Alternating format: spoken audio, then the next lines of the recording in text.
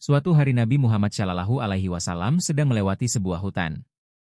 Ketika itu, beliau melihat seorang Yahudi telah menangkap dan mengikat seekor rusa. Begitu rusa itu melihat Nabi Muhammad Shallallahu Alaihi Wasallam, ia mulai menangis dan berbicara, "Wahai Rasulullah, wahai kekasih Allah, pagi ini aku meninggalkan anak-anakku untuk mencari makanan. Namun, saat itulah seorang Yahudi menangkapku dan mengikatku. Sejak pagi aku tetap terikat seperti ini. Wahai Rasulullah Shallallahu Alaihi Wasallam, aku memiliki anak-anak kecil yang membutuhkan air susu dariku. Mereka pasti sudah sangat gelisah karena aku tidak kembali. Mungkin tenggorokan mereka sudah kering karena tidak mendapatkan susu. Wahai Rasulullah Shallallahu Alaihi Wasallam, aku memohon kepadamu, tolonglah aku. Mohon izinkan aku untuk pergi sejenak menemui anak-anakku dan menyusui mereka." Mendengar permintaan penuh kesedihan dari rusa tersebut, air mata Nabi Muhammad Shallallahu Alaihi Wasallam pun mengalir. Beliau lalu berkata kepada Yahudi itu, "Wahai orang Yahudi, mengapa engkau mengikat makhluk yang tidak bersalah ini?" Yahudi itu menjawab, "Aku telah memburunya. Memburu hewan liar di hutan adalah diperbolehkan, karena itu aku menangkapnya." Nabi Muhammad Shallallahu Alaihi Wasallam bersabda, "Tidakkah engkau melihat bahwa ia adalah seekor ibu? Lihatlah, susunya penuh. Ia gelisah karena tidak bisa menyusui anak-anaknya.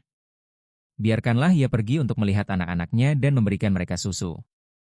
Yahudi itu menjawab, "Aku telah menangkapnya dengan susah payah. Mengapa aku harus melepaskannya hanya karena permintaanmu?" Dengan penuh kelembutan Nabi Muhammad Shallallahu Alaihi Wasallam bersabda, "Izinkanlah induk rusa ini pergi sejenak. Ia akan kembali kepadamu setelah menyusui anak-anaknya." Yahudi itu dengan sinis berkata, "Belum pernah ada binatang buruan yang setelah dibebaskan kembali dengan sukarela. Mana mungkin itu terjadi? Kalau aku melepaskannya, dia tidak akan kembali." Melihat bahwa Yahudi itu tetap keras kepala dan tidak mau membebaskan rusa tersebut, Nabi Muhammad Shallallahu Alaihi Wasallam berkata, "Wahai orang Yahudi, bebaskanlah rusa ini. Sebagai gantinya, engkau boleh mengikatku. Jika rusa itu tidak kembali, maka engkau boleh menahan aku seumur hidupmu." Yahudi itu berkata, "Baiklah. Aku akan membebaskannya dengan syarat seperti yang kau katakan. Jika rusa itu tidak kembali, maka aku akan menahanmu selamanya." Akhirnya Yahudi itu melepaskan rusa tersebut dan mengikat Nabi Muhammad Shallallahu Alaihi Wasallam. Begitu dibebaskan, rusa itu berlari kencang menuju hutan. Di dalam hatinya, Yahudi itu tertawa dan berkata, "Rusa itu tidak akan pernah kembali. Aku akan menahan orang ini selamanya. Belum pernah aku melihat orang sebodoh ini." Ia mempertaruhkan dirinya sendiri demi seekor hewan liar. Rusa itu berlari cepat menuju tempat anak-anaknya. Ketika anak-anak rusa itu melihat ibunya, mereka bertanya dengan penuh keheranan, "Ibu, kemana saja engkau sejak pagi? Kami sudah menunggu dan menunggu sampai kelelahan. Tenggorokan kami sudah kering karena tidak ada susu. Apa yang terjadi sehingga engkau meninggalkan kami?" Sang induk rusa menjawab, "Anak-anakku yang tercinta. Pagi ini ketika aku keluar untuk mencari makanan, seorang Yahudi menangkapku dan mengikatku. Kemudian Nabi Allah, Nabi Muhammad Shallallahu Alaihi Wasallam, lewat di dekatku. Aku memohon bantuan kepada beliau dengan menceritakan tentang keadaan kalian." Sang induk rusa melanjutkan, "Nabi Muhammad Shallallahu Alaihi Wasallam begitu belas kasihan sehingga beliau menyerahkan dirinya sebagai jaminan kepada Yahudi itu agar aku bisa bertemu dengan kalian untuk menyusui kalian. Sekarang aku harus kembali, karena aku telah berjanji akan kembali." Sang induk rusa berkata lagi kepada anak-anaknya, "Anak-anakku tercinta. Yahudi itu kini telah menahan Nabi Muhammad Shallallahu Alaihi Wasallam. Maka minumlah segera susu dariku agar aku bisa segera kembali." Namun anak-anak rusa itu, setelah mendengar bahwa ibunya datang karena pengorbanan Nabi Muhammad Shallallahu Alaihi Wasallam, berkata sambil menangis, "Ibu, bagaimana mungkin kami bisa meminum susu sementara Nabi Allah sedang ditahan? Tidak, kami tidak akan meminum susu sebelum engkau kembali dan membebaskan Nabi Muhammad Shallallahu Alaihi Wasallam." Akhirnya sang induk rusa bersama anak-anaknya berangkat kembali menuju Nabi Muhammad Shallallahu Alaihi Wasallam. Sementara itu, karena rusa belum juga kembali, Yahudi itu mengejek Nabi Muhammad Shallallahu Alaihi Wasallam dan berkata, "Aku belum pernah melihat orang sebodoh dirimu. Demi seekor rusa engkau menyerahkan dirimu menjadi tawanan. Apakah engkau sungguh-sungguh percaya bahwa rusa itu akan kembali? Sampai kiamat pun ia tidak akan kembali. Engkau akan tetap menjadi tawananku selamanya." Dengan penuh kelembutan Nabi Muhammad Shallallahu Alaihi Wasallam bersabda, "Wahai orang Yahudi, bersabarlah sedikit. Dengan izin Allah, rusa itu pasti akan kembali." Yahudi itu tertawa terbahak-bahak dan berkata, "Wahai Muhammad, tinggalkanlah hayalanmu. Aku yakin rusa itu tidak akan kembali selamanya." Beberapa waktu kemudian, tiba-tiba Yahudi itu melihat bahwa bukan hanya rusa itu yang kembali, melainkan juga anak-anaknya ikut bersamanya. Ia pun terkejut menyaksikan pemandangan itu. Nabi Muhammad Shallallahu Alaihi Wasallam bertanya kepada induk rusa itu, "Wahai rusa, mengapa engkau membawa anak-anakmu bersamamu? Bukankah perjanjiannya engkau kembali sendiri?" Induk rusa itu menjawab, "Wahai Rasulullah Shallallahu Alaihi Wasallam, ketika aku bertemu anak-anakku dan menceritakan kepada mereka bahwa engkau, Nabi Allah, telah menyerahkan dirimu sebagai jaminan agar aku bisa bertemu mereka, mereka pun menangis dan berkata, 'Ibu, bagaimana mungkin kami minum susu sementara Nabi Allah sedang ditahan? Kami tidak akan melakukannya.' Karena itu, mereka ikut bersamaku untuk kembali menemui engkau." Ibu rusa itu kemudian berkata, "Jika karena engkau mengalami kesulitan, maka maafkanlah aku. Aku tanpa sengaja telah membuatmu repot." Kemudian Nabi Muhammad Shallallahu Alaihi Wasallam memandang kepada orang Yahudi itu dan bersabda, "Wahai Yahudi, lihatlah, rusamu telah kembali. Ia tidak hanya kembali sendiri, tetapi juga membawa anak-anaknya bersamanya. Sekarang, terserah kepadamu apa yang ingin kamu lakukan terhadap mereka. Dan ingatlah satu hal, aku bukan hanya nabi bagi manusia, aku juga nabi bagi hewan-hewan di hutan, burung-burung di udara, dan seluruh alam semesta." Setelah berkata demikian, ketika Nabi Muhammad Shallallahu Alaihi Wasallam hendak pergi, orang Yahudi itu memanggil dari belakang, "Wahai Rasulullah, wahai kekasih Allah, melihat rusa ini kembali karena kasih sayang kepada engkau, aku kini yakin bahwa engkau benar-benar utusan Allah. Wahai Rasulullah, tolong tuntun aku untuk membaca kalimat syahadat dengan tanganmu sendiri agar aku masuk Islam. Sekarang aku tidak membutuhkan rusa ini lagi. Aku serahkan rusa ini kepadamu dan aku ingin menghabiskan hidupku dalam melayanimu." Kemudian orang Yahudi itu membaca kalimat syahadat di tangan Nabi Muhammad Shallallahu Alaihi Wasallam dan memeluk Islam. Subhanallah. Suatu kisah lain. Pada suatu hari Nabi Muhammad Shallallahu Alaihi Wasallam sedang duduk dalam sebuah majelis bersama para sahabat.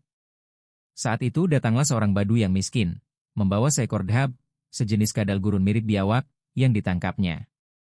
Orang badu itu menunjuk kepada Nabi Muhammad Shallallahu Alaihi Wasallam dan bertanya kepada para sahabat, "Siapakah orang ini?" Para sahabat menjawab, "Ini adalah Rasulullah, utusan Allah untuk seluruh alam." Orang badu itu berkata, "Aku bersumpah demi Lata dan Uzza bahwa aku tidak mempercayai dia sebagai nabi. Tapi jika kadal ini, yang ada di tanganku, bersaksi atas kenabianmu, maka aku akan mempercayaimu." Orang badu itu kemudian berkata kepada Nabi Muhammad Shallallahu Alaihi Wasallam, "Wahai Muhammad, sampai kadal ini bersaksi atas kenabianmu, aku tidak akan mempercayaimu." Nabi Muhammad Shallallahu Alaihi Wasallam tersenyum dan bersabda kepada badui itu, "Wahai badui, katakan dengan jujur, jika kadal ini bersaksi atas kenabianku, apakah engkau benar-benar akan beriman kepadaku?" Orang badui itu menjawab, "Jika itu benar-benar terjadi, maka aku tanpa ragu akan beriman kepadamu." Kemudian Nabi Muhammad Shallallahu Alaihi Wasallam bersabda, "Kalau begitu, lepaskanlah kadal itu." Sesuai perintah, badu itu melepaskan kadal tersebut. Kemudian Nabi Muhammad Shallallahu Alaihi Wasallam memanggil kadal itu, "Wahai kadal, datanglah kepadaku dan jawablah panggilanku." Begitu dipanggil, kadal itu langsung berbicara dalam bahasa Arab fasih yang dapat dipahami semua orang. "Labbaik ya Rasulullah. Aku siap melayanimu dan hadir untuk membantumu." Semua orang yang hadir terkejut mendengar keajaiban itu dan sadar bahwa ini adalah mukjizat dari Allah. Kemudian Nabi Muhammad Shallallahu Alaihi Wasallam bertanya kepada kadal itu, "Siapakah yang menciptakan surga sebagai tempat rahmat dan neraka sebagai tempat azab?" Kadal itu menjawab, "Allah." Kemudian Nabi Muhammad Shallallahu Alaihi Wasallam bertanya, "Wahai kadal, siapakah aku?" Kadal itu berkata, "Engkau adalah Rasul Allah. Barang siapa yang mengakuimu akan mendapatkan keberuntungan, dan barang siapa yang mendustakanmu akan celaka."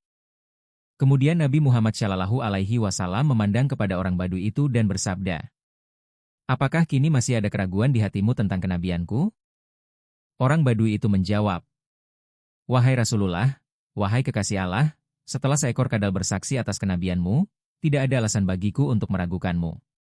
Wahai Rasulullah, tuntunlah aku membaca syahadat dan jadikanlah aku seorang muslim serta izinkan aku untuk melayanimu. Setelah itu, orang Badui tersebut meletakkan tangannya di tangan Nabi Muhammad SAW, membaca kalimat syahadat, dan masuk Islam. Subhanallah. Kisah lain. Pada suatu hari, Abu Jahal, Ali bin Mughirah, dan Ikrimah bin Abu Jahal, yang merupakan orang-orang kafir, berkata kepada Nabi Muhammad SAW, wahai Muhammad, jika engkau dapat membelah bulan yang ada di langit menjadi dua bagian, maka kami akan beriman kepadamu dan menerima Islam. Nabi Muhammad SAW bertanya, jika aku benar-benar membelah bulan menjadi dua bagian, apakah kalian sungguh-sungguh akan beriman kepadaku dan menerima Allah sebagai Tuhan? Mereka menjawab, tidak hanya membelah menjadi dua, tetapi belahlah bulan menjadi 4 bagian. Jika engkau dapat melakukannya, maka kami pasti akan beriman dan menerima Islam. Maka Nabi Muhammad SAW memanjatkan doa kepada Allah. Wahai Allah, belahlah bulan ini. Kemudian Allah mengabulkan doa Nabi Muhammad SAW. Nabi Muhammad SAW lalu menunjuk ke arah bulan dengan jarinya, dan seketika itu juga bulan terbelah menjadi 2 bagian. 2 bagian bulan itu terpisah begitu jauh sehingga Gunung Hira terlihat di antara keduanya.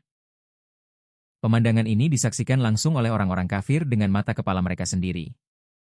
Kemudian Nabi Muhammad SAW memanggil mereka satu persatu dan bersabda, wahai Abu Jahal, saksikanlah. Wahai Ali bin Mughirah, saksikanlah. Wahai Raja bin Nail, saksikanlah. Aku telah membelah bulan sesuai dengan permintaan kalian. Sekarang, penuhilah janji kalian, berimanlah kepada Allah dan akuilah aku sebagai Nabi. Namun orang-orang kafir itu malah tertawa dan berkata, wahai Muhammad, sebelumnya kami kira engkau hanya bisa menyihir benda-benda di bumi. Tetapi sekarang kami melihat bahwa engkau bahkan bisa menyihir bulan di langit. Tidak pernah kami melihat tukang sihir sehebat engkau. Dan ingatlah, kami tidak akan pernah mengakui seorang tukang sihir sebagai Nabi. Kenyataannya adalah bahwa Allah Rabbul Alamin tidak menuliskan hadiah iman untuk mereka, sehingga meskipun mereka melihat mukjizat yang sangat besar, mereka tetap tidak dapat menerima Islam. Mengenai mukjizat khusus ini, Allah berfirman dalam surah Al-Qamar, telah dekat kiamat dan bulan telah terbelah. Pada suatu ketika Nabi Muhammad SAW sedang kembali dari perang, beliau beristirahat di bawah naungan sebuah pohon dengan pedangnya yang terletak di dekatnya.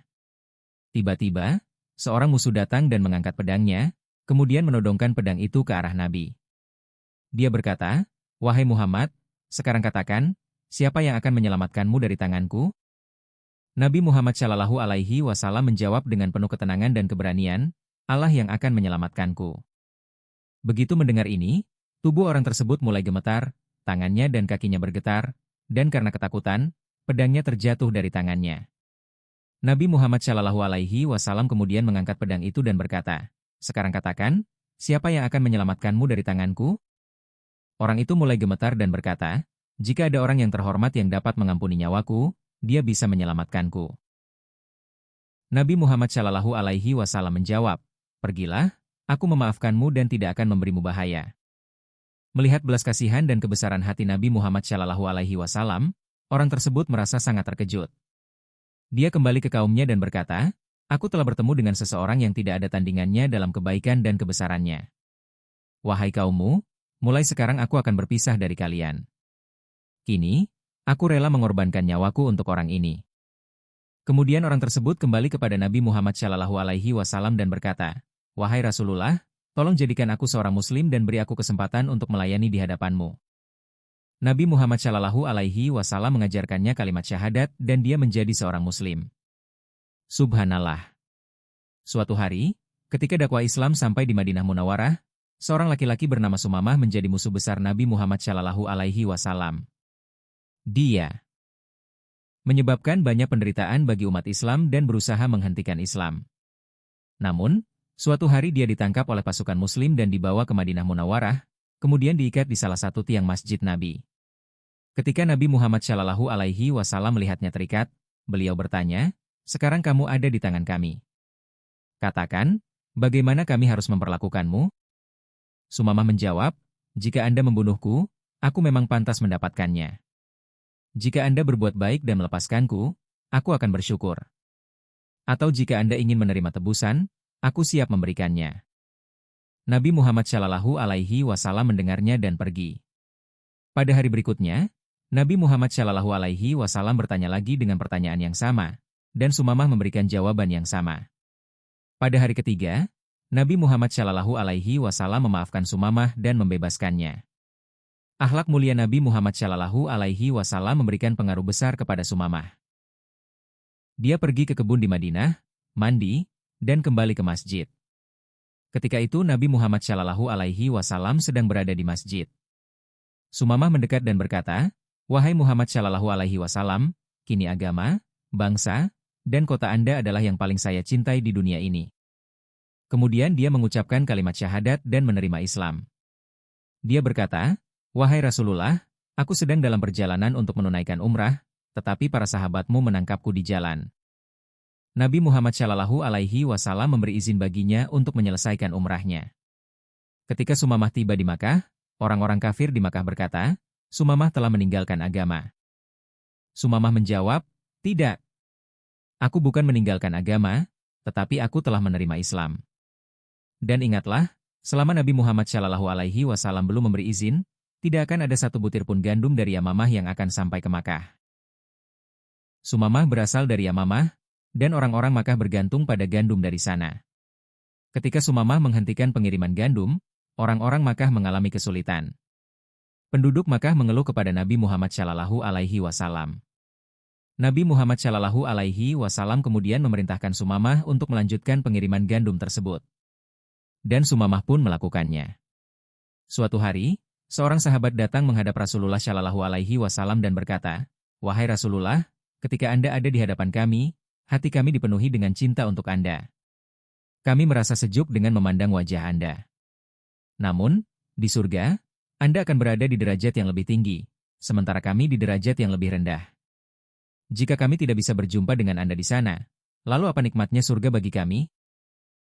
Pada saat itu, Jibril alaihi salam datang membawa kabar gembira dan berkata, "Sesungguhnya, seseorang akan bersama dengan orang yang dia cintai."